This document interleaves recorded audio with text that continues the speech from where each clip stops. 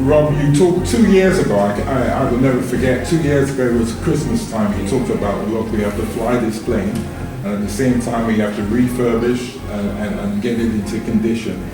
Looking on from that time to now, you've obviously made a lot of progress, and you seem to be flying the plane pretty well right now.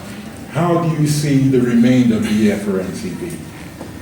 So as Bruce mentioned, and it's in all the businesses, the core businesses, the core recurring earnings are growing. So in NCB's case, right now you're still seeing, so you're seeing core business growth and improvement, whilst we're still cleaning up certain things, and we still got one-off negative things that we're finding, and it was brought up in the operational losses. It's a historical thing that is being shown right now, so we got like a negative one-off, but the core business is actually doing much better than it was, and is on a great trajectory.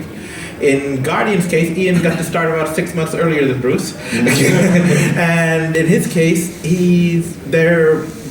I mean, in the most recent quarter, you're seeing in the most recent quarter, there's very little in the way of one-off type stuff, so it's actually becoming what you'd expect in an insurance business, core, predictable, recurring earnings.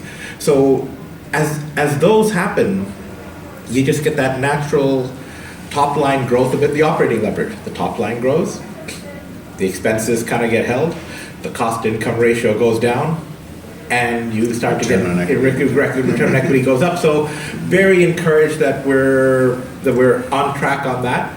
And at the holding company level, we have to keep on, stay disciplined on monetizing the non-core assets, pay down our debt a bit more, and that will take the debt service costs down. And if it takes the debt service cost down, then we have lots of financial flexibility on dividends. Whereas we still have, right now, we reinitiated the dividend, but we're still having to monitor it and say, you know, right now, or how can we do it? But we want to build a buffer, build some headroom, so we've got lots of flexibility.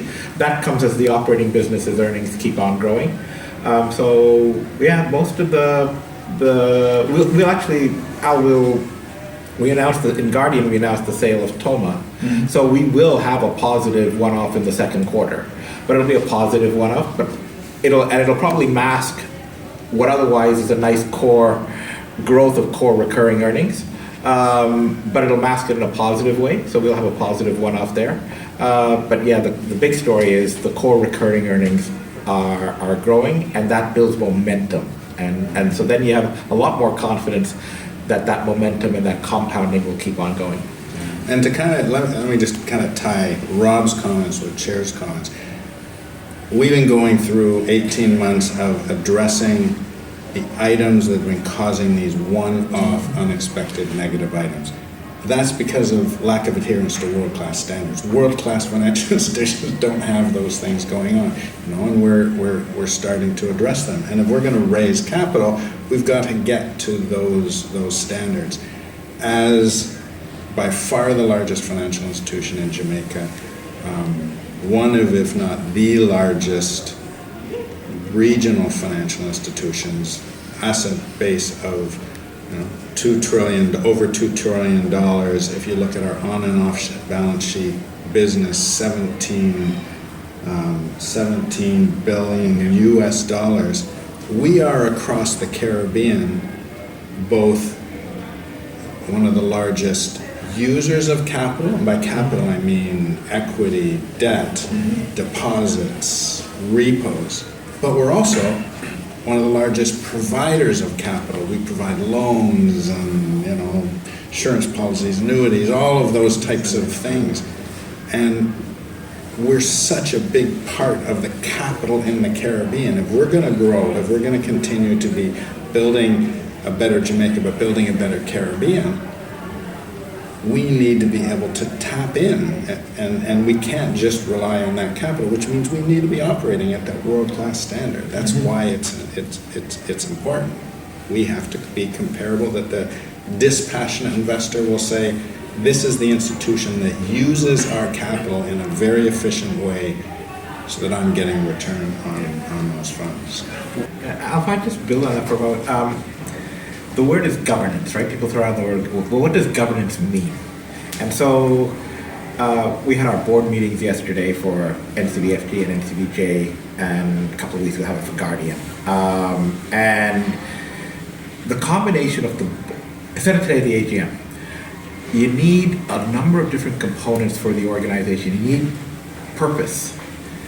We got a chairman who's very purpose-driven. So when people talk about great businesses, they say, "Oh, it's purpose-driven," and you do need purpose. You have to be purpose-driven. You have to be passionate. So we have that, but you also have to have the capability to actually run these businesses. They are complex businesses, they're big businesses.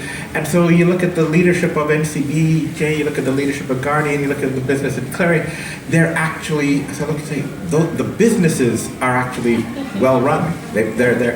And then you look at that board structure, there was nothing that came up today in the AGM that was any more challenging. In fact, it was less challenging than what our boards put Bruce and I through yesterday.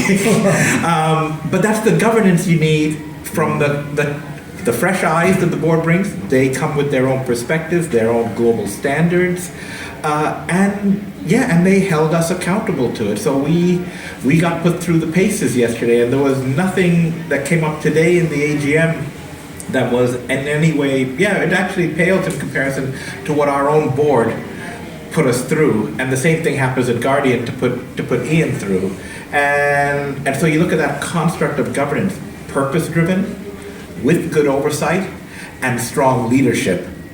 That combination is what then says, okay, so now it's coming together in a way that you can have much more confidence, and it puts some meat to the word governance, big G governance. What does it mean? That's what it means.